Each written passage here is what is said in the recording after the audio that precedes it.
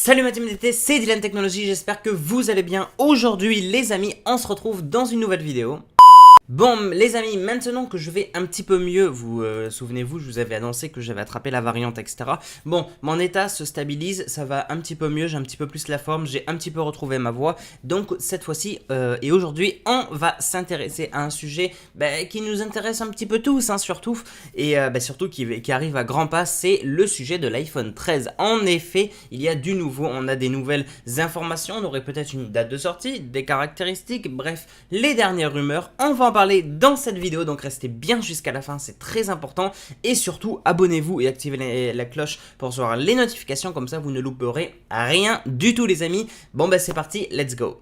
A few moments later. En effet, du coup, il y a quelques nouvelles informations. L'iPhone 12 est sorti il y a même pas encore 6 mois et pourtant, il y a déjà pas mal d'informations qui circulent autour du futur iPhone 13. Un iPhone 13 qui sera bien évidemment 5G, ça c'est sûr et certain, avec une 5G qui serait boostée, qui serait améliorée, des nouvelles antennes, nouvelles générations en fait, qui amélioreraient la qualité de la 5G forcément, parce que l'iPhone 12 était arrivé avec les antennes 5G, mais bon, c'est les tout premiers, etc.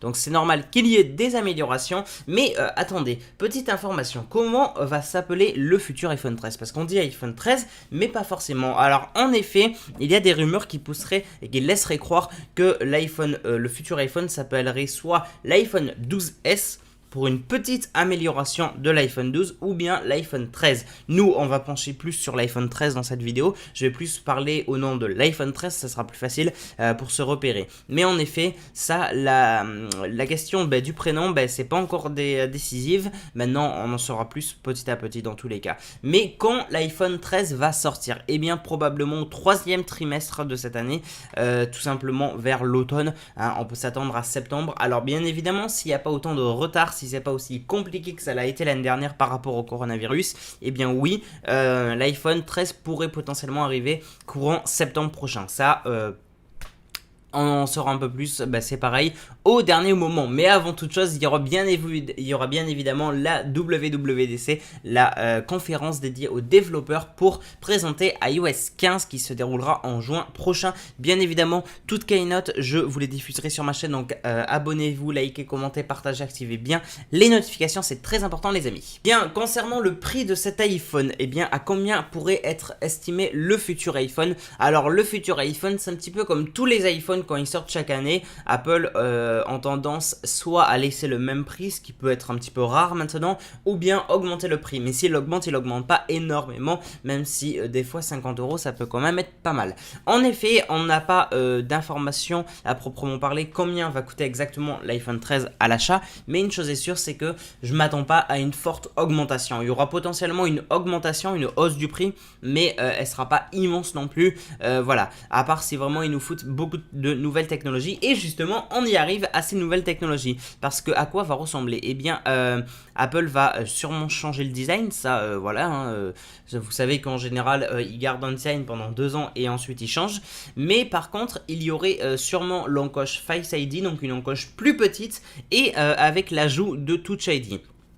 Donc là, on retourne sur le prix. Plus un smartphone va être équipé des dernières technologies innovantes, de nouvelles technologies innovantes, plus son coût sera cher. Son coût de production sera cher. Ça veut dire que son prix de vente lui aussi pourra augmenter. En fait, ça va dépendre énormément de tous ces critères-là. Je suis désolé, mais si on vous vend un iPhone, l'iPhone 13 par exemple, avec aucune nouvelle technologie, juste plus de puissance, bon, il ne sera pas forcément plus cher parce que il y aura quoi? La nouveauté, ça sera plus de puissance. Le plus de puissance ne sera jamais aussi cher en production que une nouvelle technologie dernier cri. Vous voyez ce que je veux dire?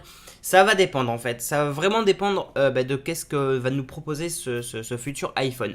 Mais déjà, si on imagine qu'il y aura une encoche plus petite, il y a des recherches qui ont été faites et une technologie qui a été modifiée, améliorée de façon à ce que ce soit plus petits, les capteurs plus petits, etc., etc.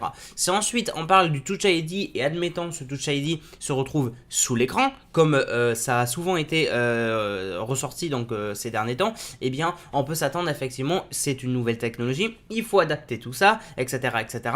Son coût donc de production peut être beaucoup plus cher, ce n'est plus un simple écran en plus de ça, et donc son prix de vente peut grimper. Voilà, ça va dépendre d'énormément de critères. Là, je vous en ai sorti 2-3, mais c'est en exemple, mais c'est plus compliqué quand même à calculer un prix de vente. Voilà, mais du coup, voilà. Quelles seront du coup les caractéristiques approximativement? On s'attend à du 120 Hz, ça y est, hein, rappelez-vous.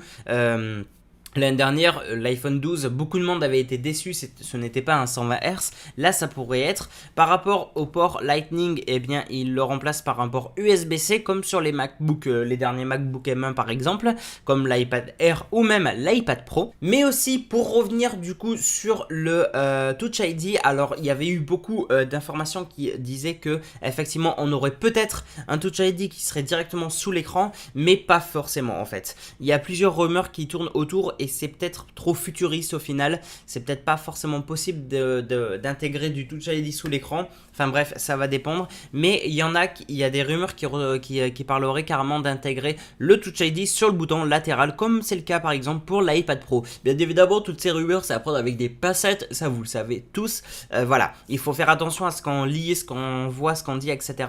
Mais voilà, moi je vous fais un petit topo en gros de qu'est-ce qui ressort le plus et où on en est en fait de ce futur iPhone 13.